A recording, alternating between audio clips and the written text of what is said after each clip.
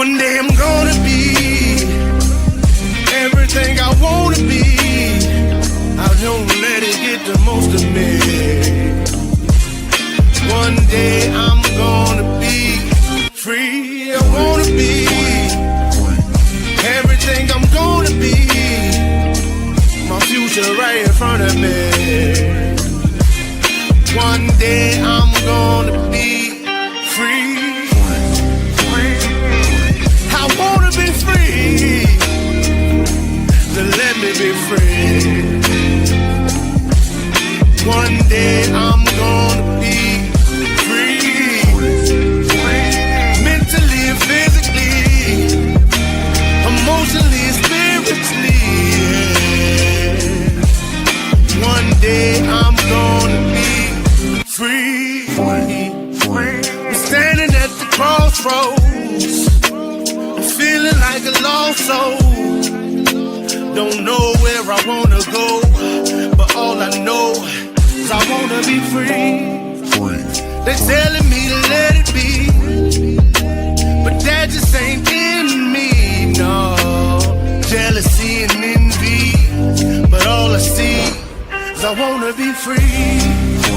See everything I wanna be, exactly what I'm gonna be. Don't let it get the most of me. Eventually, I'm gonna be free. See everything I wanna be, exactly what I'm gonna be. Yeah. One day I'm gonna be free. I'm gonna be free. Let me be free. One day I'm gonna be free. Mentally and physically, emotionally and spiritually. Yeah. One day I'm gonna be free. I told them take their aim off me. Stop trying to get a name off me. If they would just let me be, I'm gonna be free. I told them take them chains off me and throw away the locks and keys.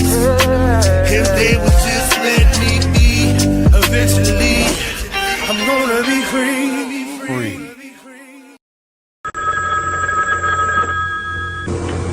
They're back.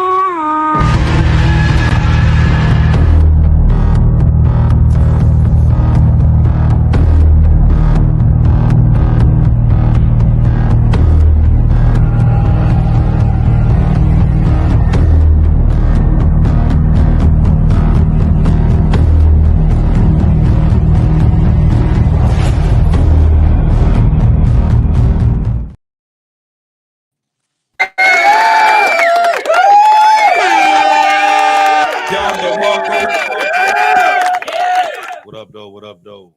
7 days, and we're back again for another episode of Diamond Effect. I'm March Bishop. We got Mike Ball, got Aaron Olinger. What's up, everybody? Glad that everybody decided to tune in tonight. This is going to be a pretty interesting show. We're going to be covering a lot of stuff tonight, so we're gonna skip the regular formalities and we're gonna jump straight into this, because it's a lot of stuff that we need to cover dealing with this particular topic. So today we're going to dive into something global, something massive, something that's touching every country on earth, whether you voted for it or not, and that's Agenda 2030. Now, on paper, it's a 17-goal plan that's supposed to be, quote, quote, to save the world.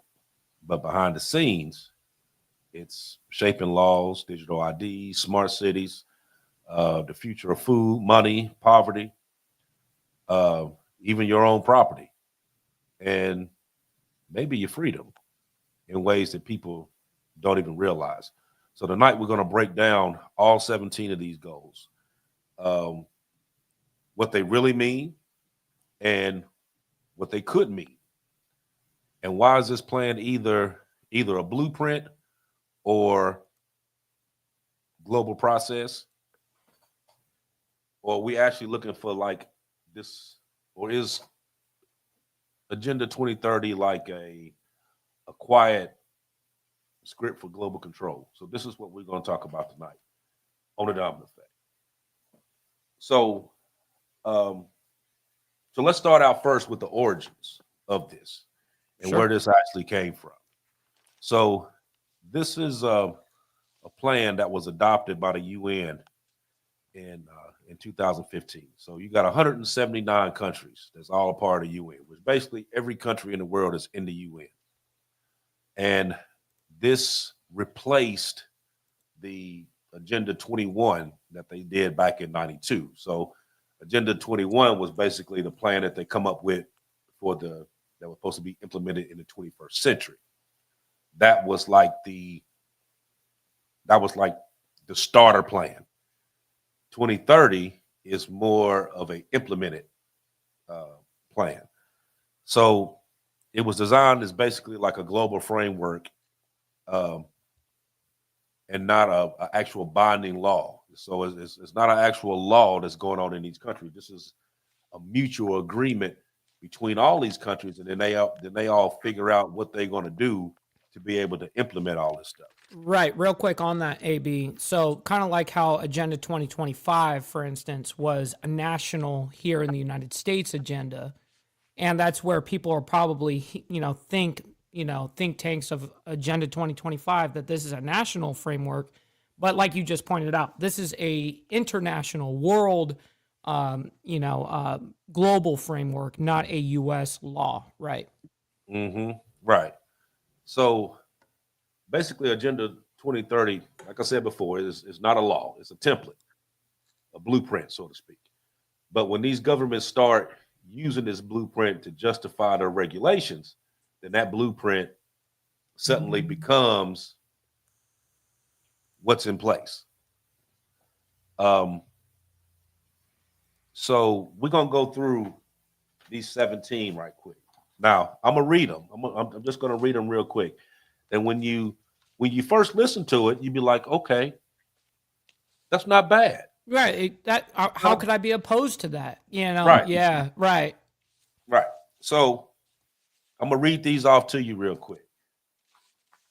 So we got no poverty, zero hunger, good health and well-being, quality education, gender equality, clean water and sanitation, affordable and clean energy, decent work and economic growth, industry innovation and infrastructure, reduced inequities, sustainable cities and communities, responsible consumption and production, climate action, life below water. That's basically to protect oceans and marine life. Life on land, peace, justice, and strong institutions, and partnerships for these goals. Now, when you first look at that, you like, okay, well, what's the problem? Right. Now, How could I possibly go against that? Right. right, right. But you know that in order for that to take place, other things have to take place as well in order for all that to work. Okay. A lot of Right. things. Which brings on the digital ID, biometric IDs, the linked databases, smart cities, all that comes into play. Now, they don't talk about that. It's the devil in the details when it comes to this. So, so this is what we're gonna jump into first. So, Aaron, I'm gonna let you start, and then I'm gonna jump in, and we're gonna they might jump in, and we're gonna kind of piggyback off all this stuff. We're gonna put all this information out there. Okay. Well, you gave the 17 of what I call the public propaganda, but in reality, I'm gonna quote you 18 of what they're actually doing and what they're working toward. One world government. Two, one world religion. All these faiths that we have, they're about to be outlawed. One world cashless currency is 3. 4, one world central bank. And they're close to making that happen because right now there's only 7 countries in the world that is not a part of the central bank. China and Russia are 2 of them. And Right. is that by coincidence that we're having trouble with them right now, or is that by design? Okay, one world military. End of national sovereignty would be 6. 7, end of privately owned property. Like they said, you'll own nothing and be happy. You won't own no land. End of the family unit. Mandatory vaccines. Universal basic income. Microchip tracking for everyone. World social credit system. Thousands of SC towers, which I'm sure is going to be for population control and tracking. End of private transportation, so you won't even own a vehicle. End of private farms. Businesses will all be owned by the government.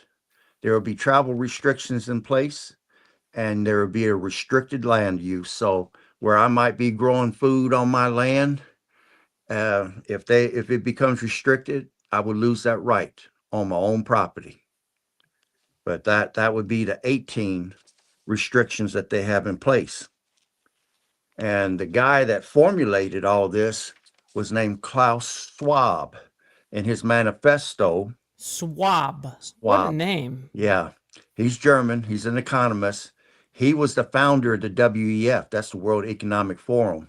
You know, the people, they didn't start it, but he coined the phrase, "You'll own nothing and be happy." That's where it came from. Interesting. He resigned from office in 2025, and he's one of the designers of the Agenda 2030. Now, they used his initial part of his, what they call it, his manifesto as the template for the 2030. And in that, he states, crises are opportunities. Pandemics accelerate transformation. So it made me question because he wrote it behind COVID-19. And it made me wonder, was COVID-19 by design? Or is it just, again, a crisis or opportunities? He also said that the world must adapt global coordination, meaning nations lose sovereignty so unelected institutions can gain it. He framed individualism as a barrier, freedom as a problem, and he framed national identity as outdated.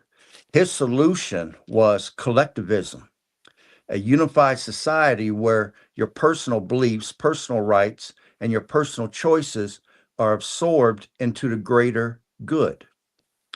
But collectivism only works if people obey. And obedience only works if the population is softened up. So to get that obedience, you're going to have to economically oppress the people or cause certain disasters to happen and claim that they're disasters where you could be creating a crisis to bring people under such duress that they will go for anything that you come forward with. But he clearly says they got to be softened up, and the 2030 agenda agrees. Now, you want me to stop there, Bishop, where you can chime in, or do you want me to keep going? No, I got something for it, Okay. Aaron. Okay. Regarding agenda, 2030 here. So I wrote down a couple of things here. Sovereignty and local control, meaning a national control, is obviously going to be an issue, right? Agenda 2030 isn't American-made policy. It's, for instance, American communities should decide American priorities, not global frameworks. Right. This is my opinions, by the way. In the way that I look at it, we shouldn't allow or let international goals dictate how we farm, build, regulate energy, or educate our children. Number 2 is on an economic impact. Agenda 2030 pushes climate and energy transitions that could raise costs for working families. And then policies inspired by Agenda 2030 risk harming small business and rural economies. Number 3 on my list is transparency and accountability. Much of Agenda 2030 is pushed through federal agencies and NGOs without voters' direct consent, as well as any policy affecting Americans should be debated publicly, not buried in global initiatives. Number 4, energy and agriculture. Agenda 2030 environmental goals often translate to stricter regulations on farmers and energy producers. And, our economy does depend on these things. And then, of course, I put 5, because I listed 5 things here. 5, freedom and individual rights. Whenever a global body sets standards, we should ask whether those standards limit American freedoms. Local control protects families better than one-size-fits-all international goals. Okay. Mm-hmm. Now, let me add one thing to it, and then Bishop, I'm gonna let you go. Right now, the way they've got it set up, the UN is going to write the policies. Okay. The World Economic Forum is going to market the ideology, which we see that happening now. The IMF, that's the International Monetary Fund, and the World Bank are going to fund the transition. So this whole change that we're about to go through is already fully funded. Then the WHO, World Health Organization, is going to enforce compliance under the guise of health. And Right. basically what's going to come down to is your vote, borders, and constitution will no longer matter. But I'm going to stop there for right now, Bishop. Mm-hmm.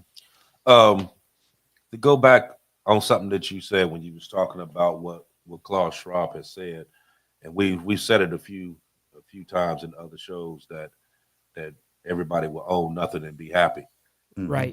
Right. Now, he actually stole that from somebody. Oh, Mm-hmm. shit. And Shit. Stolen valor, motherfucker. Bruh. So there was a lady by the name of Ida Auken, and she's a Danish member of parliament. She's not a UN official. She's not a World Economic Forum executive. She's just a politician that they asked to do a opinion piece. And she wrote a piece that was titled, "I own nothing, have no privacy, and life has never been better." Oh, wow. That's super interesting. Damn. So she wasn't creating any kind of policy. She wrote like a futuristic scenario, but people took that and ran with it. So when they first got with her about it, she was like, "No, that's not what she meant." She was thinking along the lines of, based on what was going on and what she knew that they had in place, this could be something that that could happen back in 2030. This is during this time. This was back in 16. Right. So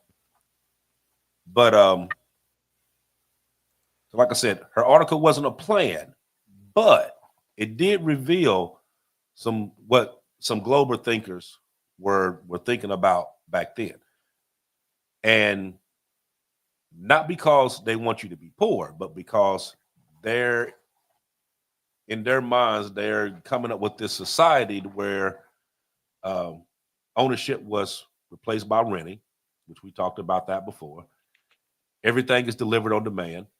Cars, kitchens, tools, devices, everything is shared. Corporations manage daily life. You have the digital systems to tracking everything. Privacy becomes optional. That does align with the infrastructure that's being built today. So you got subscriptions instead of ownerships. You got digital IDs. You got the smart cities that they're coming up with. In some of these other countries, they're starting to adapt with this cashless society. You have corporate control over the housing and food systems.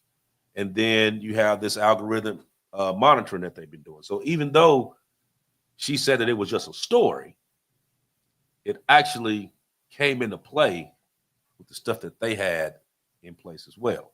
So I don't know whether that was just a coincidence, because they said that she didn't have any involvement with what they had planned, but a lot of the stuff that she had in that speech had a lot to do with what was going on, what they actually had on paper. But now um, with those 17, I'm gonna tell you the 5 that I think are the most dangerous out of them 17. Ooh, And good. I like that. the first one was um, is where digital ID becomes centralized and mandatory. Now, Right, right. now that right there is the foundation of the whole system, because without that, none of it runs. They can't do anything else unless you have that. That is the key thing. So everything attaches to it. You got the banking, you got healthcare, your travel, your employment, your education, your benefits, your property access, legal systems. Everything is all put into this digital ID. Now, once a single ID is required for actually everything that you do, then your overall freedom becomes conditional. You basically become a QR code, Yeah, by the to way, say the scan least. this. By the way, you Right. guys go to the diamond effect. There you go. The second one is where the CBDCs allow the algorithmic financial control. Now, the CBCs, the CBDC isn't just digital cash. It's also programmable, so they can allow the spending limits, your purchasing restrictions. Oh, you acted bad at the store, so now we're gonna limit the way that you can pull out. You Right, have now a limit of $700 a day that you can spend. Yeah, right, right. So they yeah, can freeze and suspend your function. They do absolutely. real time tracking, and it's all categorized based on allowances. So what you have there is basically financial control disguised as modernization. That's bullshit.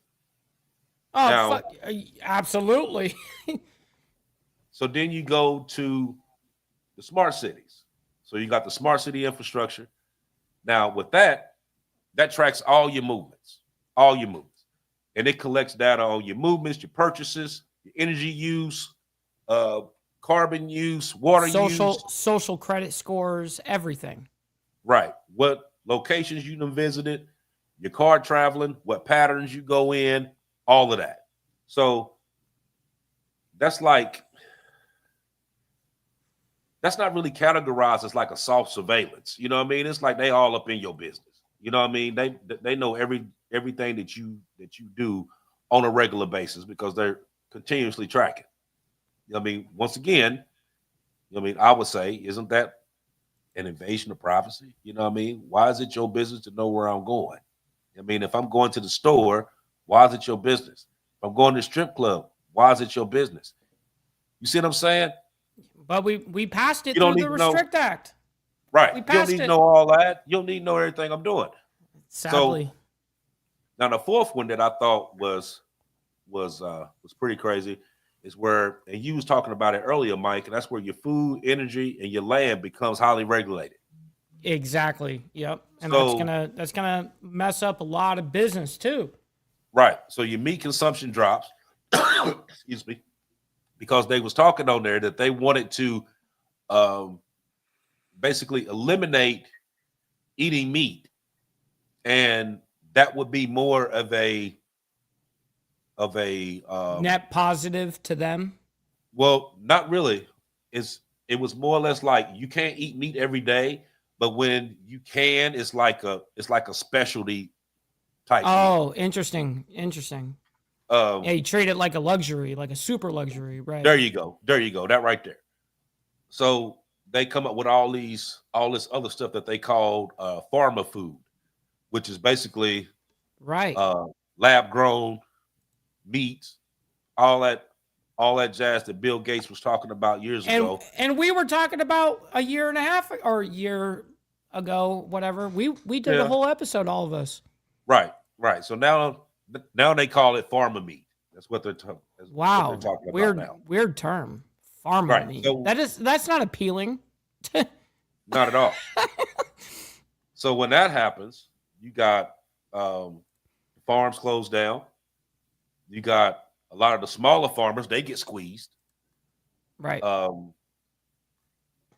the utilities rations, so it will decide how much energy you're able to use on a daily basis. Um, then you have the private lands that has like zoning restrictions and stuff like that, and then your travel limits become normalized, which basically they can tell you how far you're able to go. If you want to go on a trip, they can tell you how far you're able to go, and then you have to do a special permit or whatever to be able to go outside of your designated 15-minute area in order to make these trips. So that's also a government regulated system.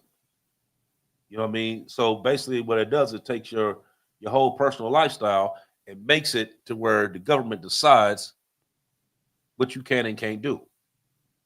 You know, now my last one is the corporate slash government mergers. That's my fifth one. And that one there, I think is more or less like a sleeper threat for real. Because Agenda 2030 encourages partnerships between the governments, the banks, the tech giants, the investment firms, the NGOs, and all these international organizations. They're all in the same group. So these partnerships ends up writing the policies, not voters, not local communities, not actually elected officials. These are all bureaucrats that's not elected anywhere that makes the laws for the whole world. Mhm. Now that blurs that line there between democracy and corporate rule. You know what I'm saying? That kind of blurs those lines there because you got people that's not actually elected officials making the rules for everybody else to follow. So those are the five that I thought that was the worst ones out of them. But I know Aaron, you got a couple that you was talking about as well. So Well, dealing with the Gen Z kids, which yeah, I yeah. was kind of shocked about that. But go ahead and jump into it. Okay, well, let me get into Gen Z. You know, if you want a one world system, you must build a population that embraces it without question. That population is called Gen Z. We all know that Gen Z exists. And it's been psychologically targeted by this one world order system. They're purposely targeting them. Now, one of the things they have to do is they have to systematically dumb down the children. We know I mean, I know a lot of people I talk to that tell me all the time that this next generation is the dumbest generation they've ever seen. They just do stupid stuff and make stupid decisions and whatever. Well, they've been systematically dumbed down. This was done on purpose. You know, education becomes indoctrination. You have critical thinking is replaced by emotional reactions. I mean, if everyone knows that in order to think clearly, you have to remove emotions from it. But they're replacing critical thinking with emotional reactions. They're weaponizing the children emotionally. Every disagreement becomes trauma. I mean, that's all we hear about is these kids or these young people are having trauma because they got into a disagreement with someone. They got to go see a counselor and stuff, all this stuff. Every opinion becomes violence. So if my opinion is different than yours, we're going to settle it through violence because I'm thinking emotionally. I'm not thinking critically. So my Mhm. solution to handling this is to commit acts of violence. Every challenge becomes oppression. So any challenge that someone goes up against, well, they're oppressing me. or my job's oppressing me, or my husband or wife is oppressing me. We're being dumbed down, and they're making people think that this is the way to be when we know differently. They are trained to break, not to fight. And then you get into another part, sexual confusion. This is going to connect the dot for a lot of you people, what's going on in the school system and why they're doing certain things that don't seem logical. Sexual confusion is a tool. Identity is the core of self, and it has to be shattered. Boys are told masculinity is toxic. Girls are told femininity is oppression.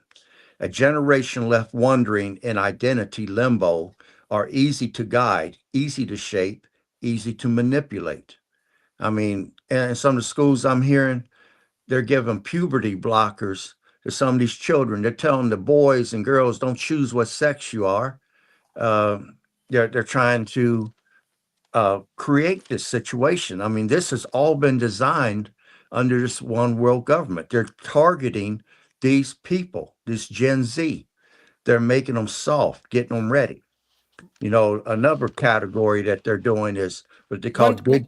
one sec, Aaron. I just Okay. wanted to say, just on. I'm sorry to interrupt because you're No. on it, bro. But the one thing that you did say about Gen Z, I was listening while I was grabbing a drink, and you were spot on, dude. Absolutely. Resorting to violence and the way that it's acting on emotion. Yeah. Absolutely. Right. You are spot on this. I appreciate Just that. wanted to say that. Okay. And then the next thing that they're doing is called digital overexposure. I mean, their plan is brilliant. I had to give it to them when I read everything. Gen Z literally lives online. We know that these kids cannot walk around nowhere without a phone, without a computer. They they don't even play football no more. They play football online. Listen, man. I am reliant on my phone at this point. Listen. I guess maybe I'm subhuman at this point, and people are like, "Oh, fuck this." But listen, man. If I leave this house and I forgot my phone, I don't care how far away I am. I'm turning around and I'm grabbing that shit. Like, listen, man. I can't survive without it at this point. So I just accept my reality. Okay. Well, like I said, they know that Gen Z lives online. So whoever controls the digital space controls the minds of Gen Z. You're literally indoctrinating them and programming them on what to think, what to believe. I mean, algorithms are that they're setting up are going to decide what they think, how to react, who to hate, what to fear. This has all been put in place by design. And we're seeing it in our day-to-day lives in some of these younger people. It's there. And when you start reading this, it starts connecting dots in my head as to why they're allowing some of this stuff in the school system. Schools are now indoctrination camps. Then we get into a fifth category, which is dependency over independence. We do not want people to think about prepping and things like that. That preaches self-reliance and independence. We want this generation has been raised to survive, raised not to survive, but to comply. They're not taught survival skills. They're not taught basic things on how to grow food and stuff. They're keeping that information away from them. They're being taught to comply with rules. They must trust the system over themselves. They trust institutions over instincts, and they have to trust convenience over freedom. Why spend weeks or months growing beans when you can just go to a grocery store and buy a can, you know? So they're getting people thinking this way. This is all being done by design. And they decided this back in 2015. Actually, when they came together was back in the 90s, but in 2015 they ratified it. And that was done in New York. Now keep in mind, the United States is funding a lot of those nations. I mean, in fact, most of the nations that's a part of UN is who we give economic aid to. And is that being Facts. done to bring us down economically? It says here that Agenda 2030 moves to one outcome: one world government, one world currency, one world surveillance grid, one world digital ID, one world language, which is going to be under AI is coming out with its own language that will be the one world language, one world culture, and one obedient, softened, weakened population. Oh shit. The pandemic was the launch pad. COVID-19 was the launch pad. The Great Reset is what they're calling it. It isn't the finish line, it's the opening act. The true finish line is going to be the year 2030 itself. But between now and 2030, things are going to change, and that the only solution that can stop this from happening is the fact that they fear people rejecting collectivism and reclaiming sovereignty. They fear people waking up and becoming aware. Once humanity remembers who it is, the entire agenda will collapse. But right now, as I told you, the different sections and how they're changing education, they're dumbing down the children. This is all being done by design so that when they make their move, the majority of the population is going to comply. They're going to create crisis. Crisis is going to be opportunities. Some of those will be man-made, and eventually the population will be so softened up that they will just say, okay, we want relief. We're going to be obedient. Let's do this. Let's make this happen. And it's going to happen. And right now, since 2019 up till now, a lot of this stuff I just read off, I'm seeing in my day-to-day life among people I come in contact with. Real quick, not to interrupt, but we got Papa Penguin coming in with the $5 saying for the drink fund. Yes, sir. Thank you. It goes a long way. That pays Right. for this glass right here, so I appreciate that. Right. Well, one of the other things too, Aaron, along with that, is that the UN is actually they trying to take on a little bit more power than they have. Right. And to some points, they're not even hiding it anymore. No. So, like for instance, like the UN just asked a couple of days ago for global censorship power. And then you had what is it? What is his name? The UN chief, Antonio Gutierrez. He called for title control over social media, claiming that social media was giving out all these false narratives and was threatening the UN's agenda for 2030, like he was just talking about, and the goals for global stability. And he demanded, this is what he was talking about, he demanded that the platforms that talk negative about 2030, he wanted them dealt with, because he didn't want nobody saying anything bad about what's going on with 2030. Mm-hmm. Now you go over to Australia, for instance. Now Australia turned around and they not only starting digital ID, but they want digital ID on every social platform. So, like for instance, if you go on there and you use your nickname on Facebook, Instagram, whatever, they have to know exactly who you are. You can still use your nickname, but they want to know who you are. So if you put something on there that they don't like, then they can still come after you for whatever it is that you said. So then you have the World Economic Forum. Now, they've been, for the past few months now, they've been trying to start this path to force this traceability online, dealing with the digital ID, which kind of goes back to what Australia was doing as well. So the World Economic Forum started a couple months ago, then Australia jumped in, and now they want to basically be a part of it. Now, just north of us over in Canada, they got some shit going on too, because Canada right now is basically like a test site for this whole 2030 agenda.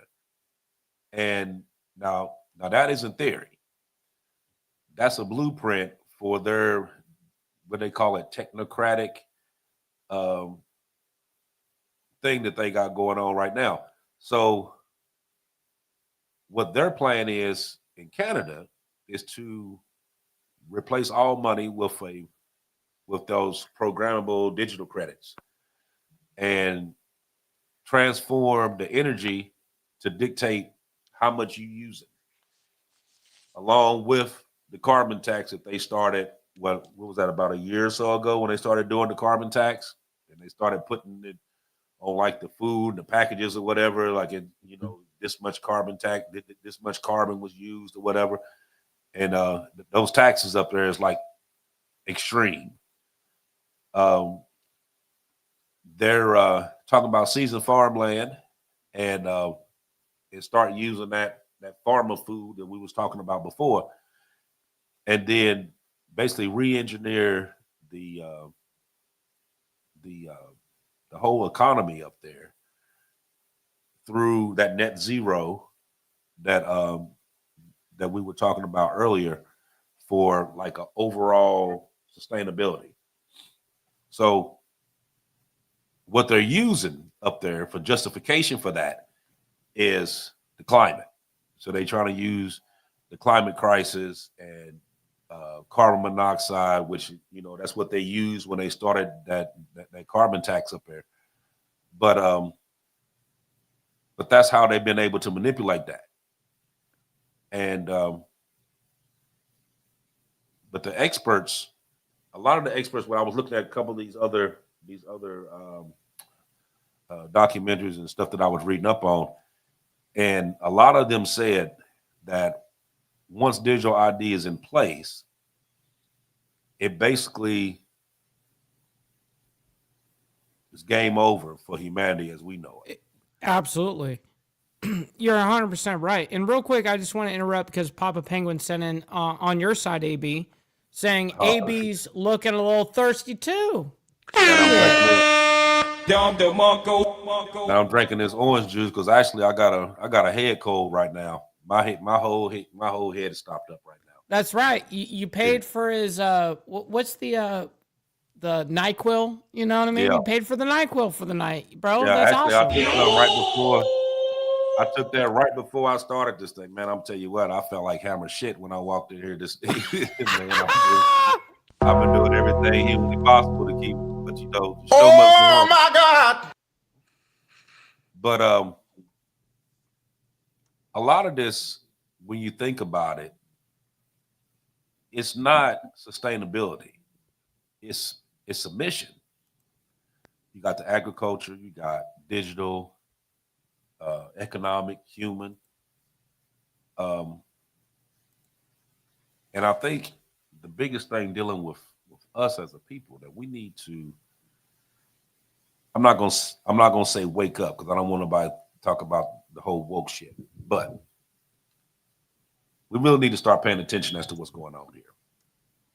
Because once this model goes global, we all in for it. Everybody. Like I said, it's not just us. We're all in for it. And I'm pretty sure that a lot of this stuff that they have on here, you're not gonna like it. Yeah, no kidding. Real quick, Cord, my buddy, Straight Jacket in the chat, sends in $1 due on the Cash App. So thank you very much. Appreciate that. Sorry, go ahead. Okay. Let me ask you this question, and I'm gonna ask you guys, but I'm gonna also ask the ones that's watching, just to see what everybody's critique is on this. Here's the question: do you trust global institutions to set world goals? Max, do you trust global institutions to set world goals? I mean, like the UN, the World Bank, the IMF, the WEF, all them. Do you trust them? I don't trust anyone. I don't trust anyone. No, I'm gonna say no to that, because let's say what's going on in the United States, the UN is going to do something based upon what's good for the world or what's good for the body as a whole. where there may be an individual issue. It could be cultural, it could be race, it could be whatever. And they will try to intercede and try to set policy based upon a world type thing when it may be something that can only be decided regionally because of what's going on in the area at that time. It could even be something over an election, but they're trying to weed away power from elected officials, like you said, to go to unelected people that are administrators or institutions. And that's not right. I mean, the UN asked Trump in his first term in office to do away with the US Constitution and the Second Amendment. And if they couldn't do away with the Constitution or rewrite it to get rid of the Second Amendment, Trump told him to go get fucked, basically. Go get bent. Yeah, there's just no way. I mean, with him being a nationalist, it buys us time. But you get a globalist in there, they're going to be all for this crap. And we're going to see what's guaranteed to us under the Constitution. Our rights are going to be sifted away to people who don't have our best interests at heart. All these people are globalists or elitists or people that see us as being a herd that needs to be culled. They want to reduce this population down to controllable numbers, and they're going to come up with a reason to do it. But So, they're setting Aaron, back. They're setting back like rulers, and they're going to make decisions for us. I don't need them to do that. I make a decision for me, what's best for me. But go ahead, Mike. Go ahead. I'm sorry. No. I apologize for interrupting. So the question that I have is, let's say I get into office, right? Which I am somebody that is America only. That's Right. my mindset. I'm America only in the aspect of not only buying from America. You know, if we need to buy shit from the international level, we need to do that. Sure, I'm not saying we need to isolate ourselves, but I need to see everything is going to be an America pro first. The money goes first to the people, not international. Now, here's the thing. If I get elected president, we have international policies right now that are on this global level, right? This globalist ideology. And even guys, which I believe guys like Trump in the beginning, like that's exactly what he was about. And then you quickly realize when you get into the seat, oh shit, there's so many handshakes that go back some 100 years ago. And you can't, just because your ideology within that 4 or 8 years, you can't just all of a sudden say fuck all those handshakes. Everybody in government's going to remind you can't do that, you know? And so I think it boils down to our policies on an international level at this point. Oh, it most definitely does.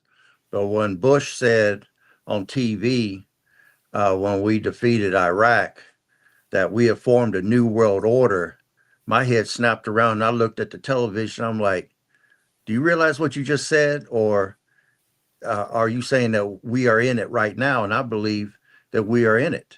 Like I said, there's only 7 nations that aren't a part of the World Bank, the central banking system, only 7. And we're at contention with a few of them right now.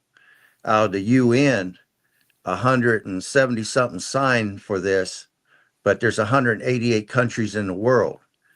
Why were those other countries omitted? And will their governments be destabilized and puppets put into place to fall into order? I mean, they're going to have to bring those rogue nations into play here somewhere, or they're going to have to be defeated in battle to bring them into play, because they can't be allowed to be running loose if they're going to put all this stuff in, all this program into place. But they already running with it. I mean, like I said, from COVID up till now, a lot of what I read off, I'm seeing it in people, and people are being indoctrinated and programmed. I mean, if you can look at TV and watch the news and think that you're not being programmed, well, you've already been programmed. I'll put it like that. Facts. And I'll let it go there. I'll tell you another reason why I don't trust all that whole global institutions making these rules. Because number one, like you said, Aaron, they're not elected. Mm-hmm. I don't know none of these fuckers for real. Right. Um, they don't answer to the public. They don't have consequences if they're wrong, and they don't even live up the policies themselves. Yeah. Someone in the chat, go ahead and name these people. You know what I mean? Like you don't even fucking know who they are. Right. So they want you to adhere to what they put in play, but they don't adhere to it themselves. You know what I mean? It's kind of like do as I say, not as I do. You know Double what I mean? standard. Right. Yeah. So my second question here, this is for everybody else that wanna chime in. This is simply yes or no. Just yes or no. Just type yes or no in the chat on this question. Would you accept a digital ID if required for traveling and your banking? No. No. I can honestly say I can't answer that because that would, I mean, you're not going to be able to work. You're not going to be able to get medical treatment. My God, man, I mean, that would be the worst that you could ever face. You'd have to be willing to go out into the woods and homestead, and sooner or later, that's going to be illegal, and they will come for you. I mean, as Bill Gates said, once his satellite network gets fully activated, there will be no square foot on this earth you're going to be able to hide that they're not going to be able to find you. I mean, damn, I mean, I'm growing food, but I don't grow enough that I don't have to go to the grocery store yet. But they're going to make that use of my land illegal. They can fly right over top of my house and spray some sort of deforestation element right on my garden and kill everything out. Now I'm faced with starvation. My family's faced with starvation. I've got religious people that told me that the day when that day comes, I will just watch them wither away and they will eventually die because they're going to refuse to take that. Well, you could say that while you got a full belly and you're not sick and you're not suffering. Sure. But when you see your grandkids suffering, here you go, take the digital ID, or else we're just going to let them die. Man, it's a whole together different ball game. I totally respect what you're saying, by the way. Mm-hmm. I totally get that. I mean, where no medical access, someone that me who has gone through extreme medical access for me to survive, you know, and so I totally understand your point of view there. I think that I'm someone that is a very rarity in a situation where I have to look objectively in these situations, just like you just did in that analysis, because not everyone's going to be as prepared as me. Not everyone's going to have the amount of gold and silver or the amount of whatever backing you to be, whether that be your own land. And just like you said, even then, you're still not totally safe. You know, I've got a lake here with 15,000 fish here, you know, but the government totally could fly over my house, put some agent down onto this big ass 15-acre lake, and boom, it's all dead. I mean, you're absolutely right in this analysis, and I appreciate the objective thinking on that. I'm just somebody at this point that I mean, this is what I do Monday through Friday, right? I talk about this on a geopolitical level, world news level, and an American level. I just will refuse myself. You know, when you object this on this objective question, I refuse myself, but I understand what you're getting at and how other people were like, yeah, your baby girl is dying. What are you going to do right now? Right. When they And- tell you that you can't get service unless you got this, you know, and at that point, it's like, what are you going to do? Well, let me say this last point.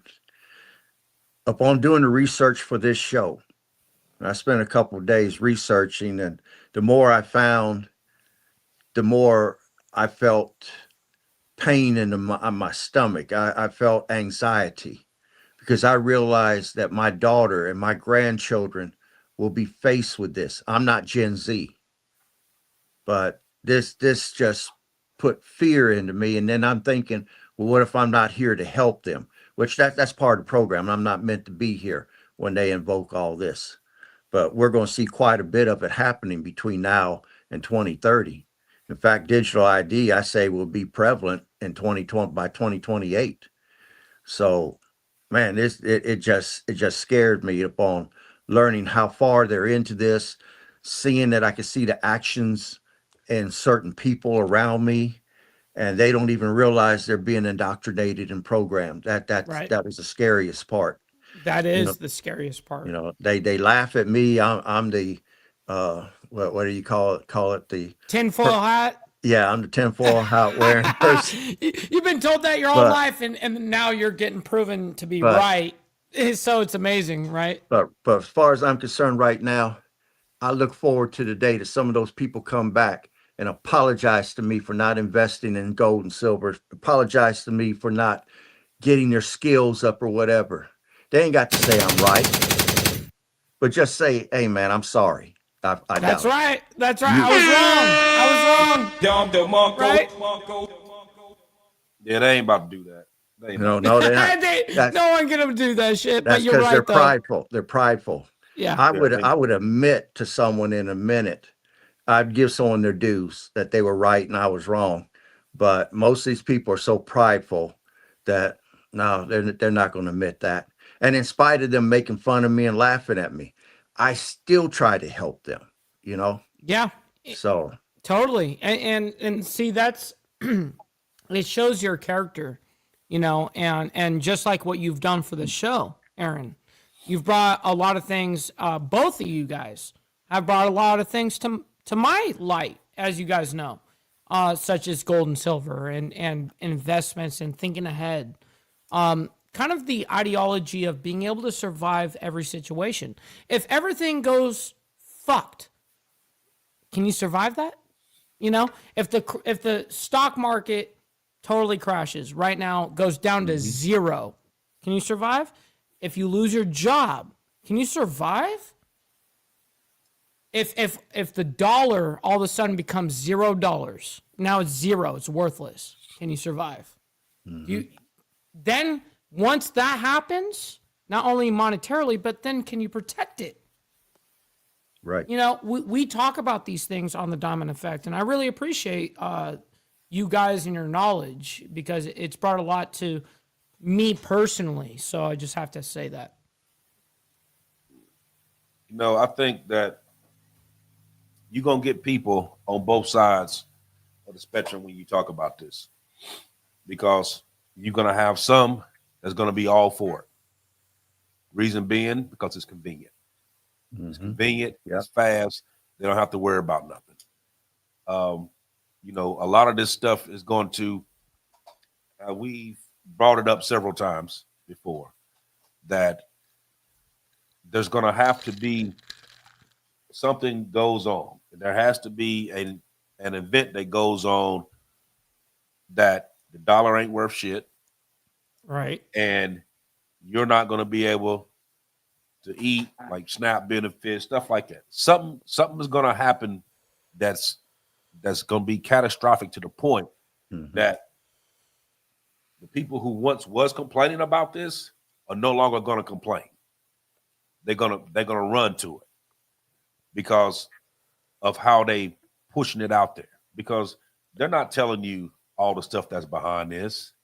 You know what I mean? They giving you the light version of it to where you think like, oh, that's a good idea. We getting ready to, everybody's gonna be peace on earth and goodwill to all men. Psych.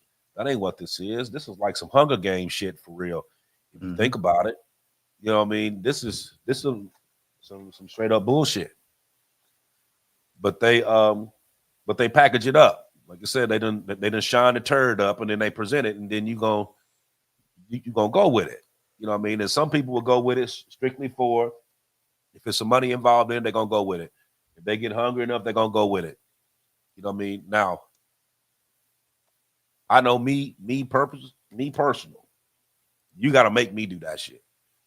You got to make me fucking do You're gonna have to force a motherfucker.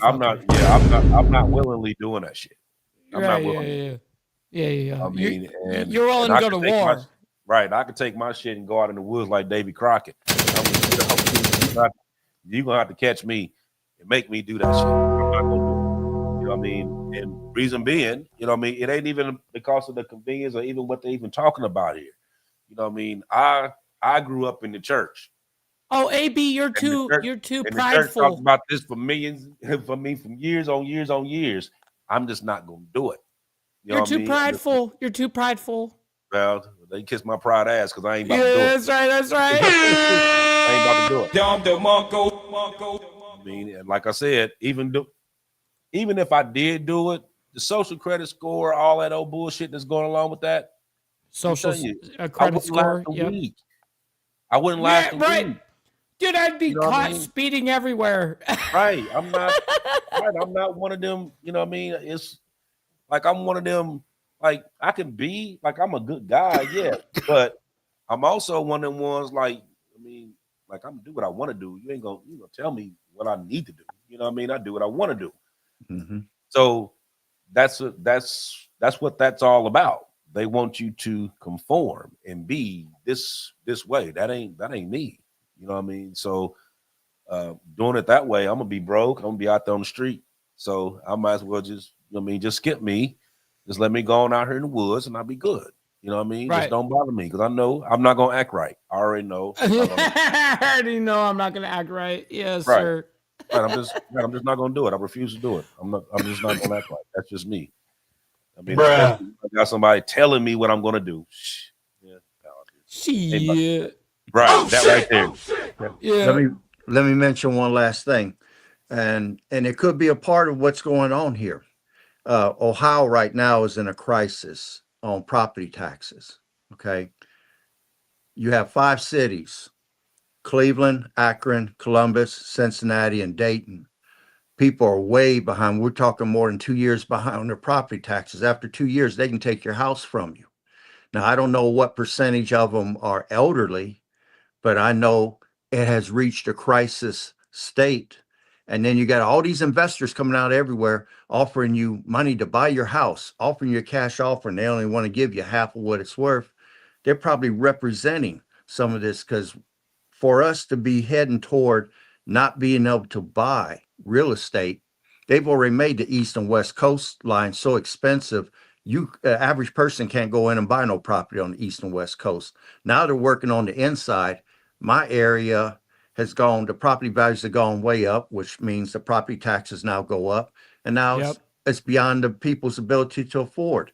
If they want to take all the houses back, all they got to say is your property taxes are $10,000 a month. Pay it or get out.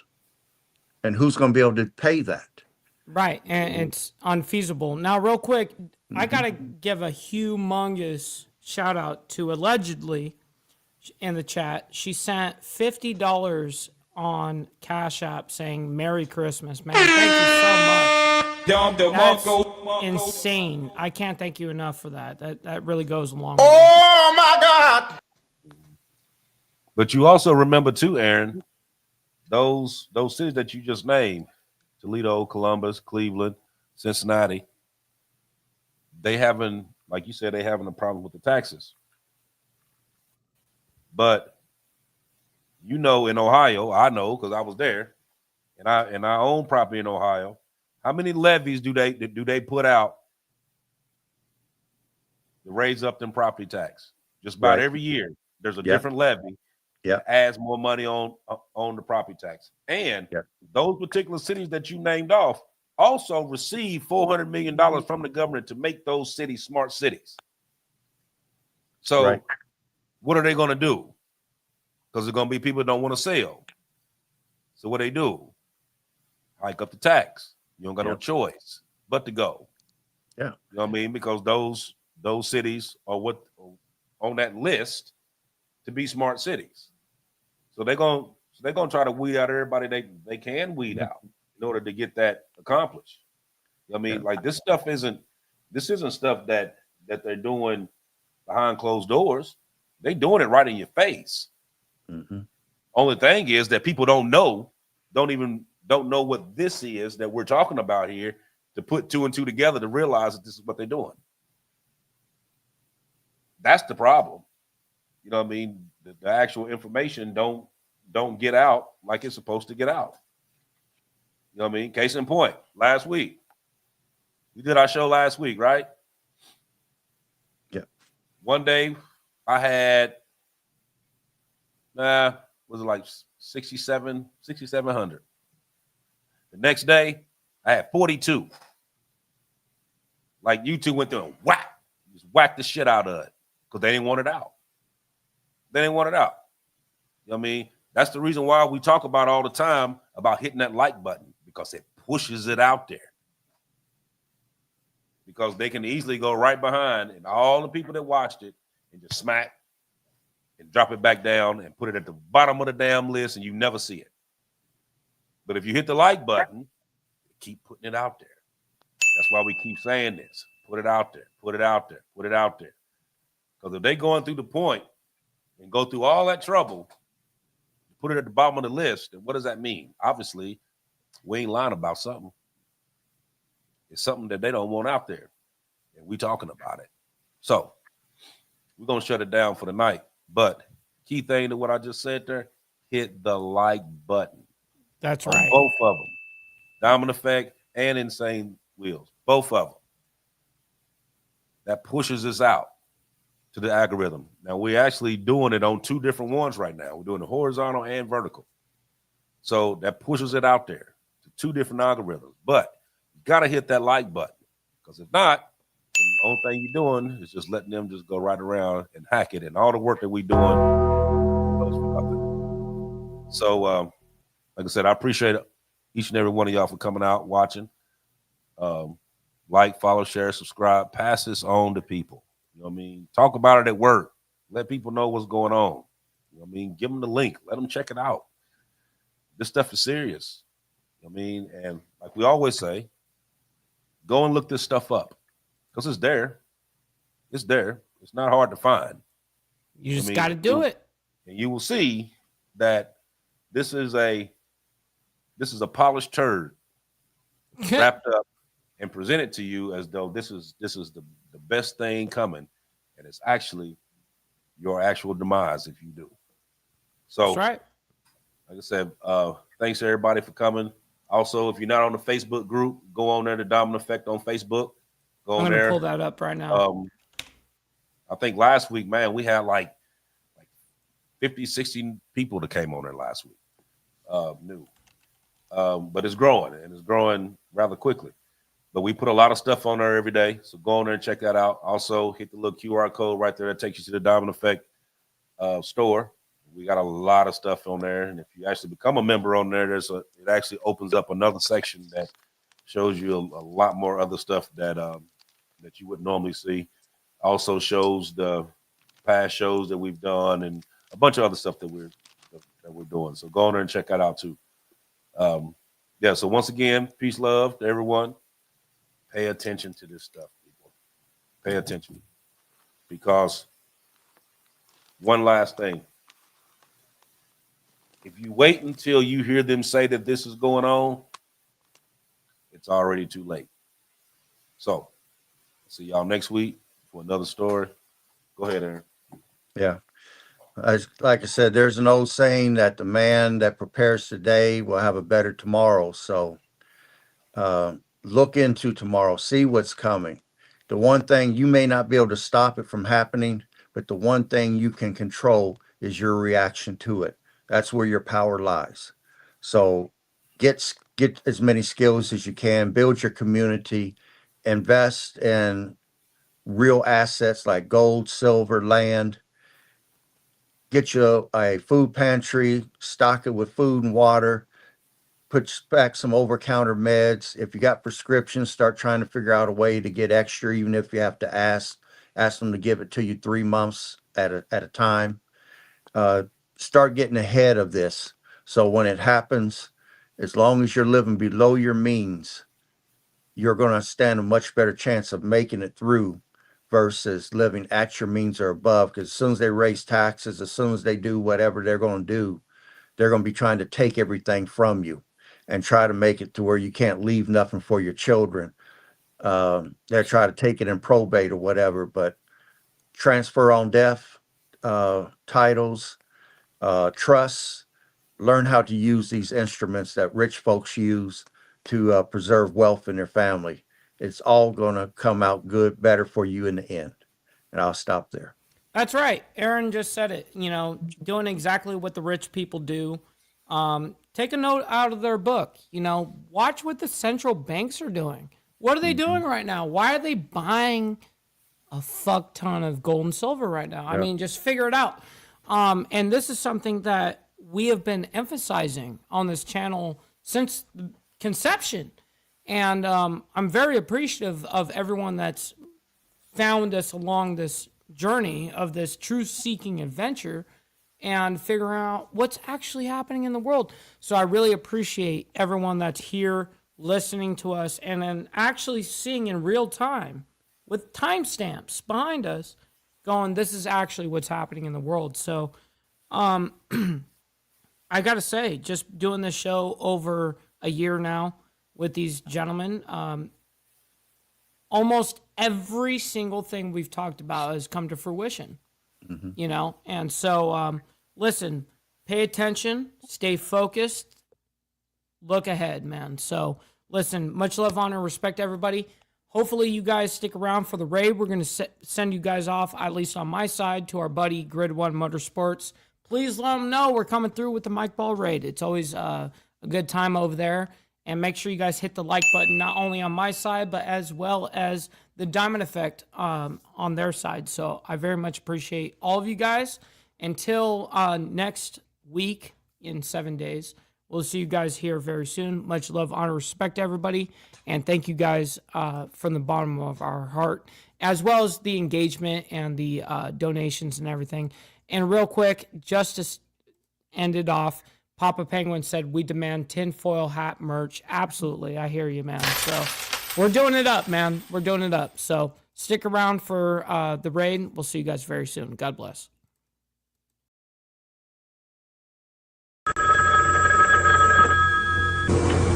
They're back.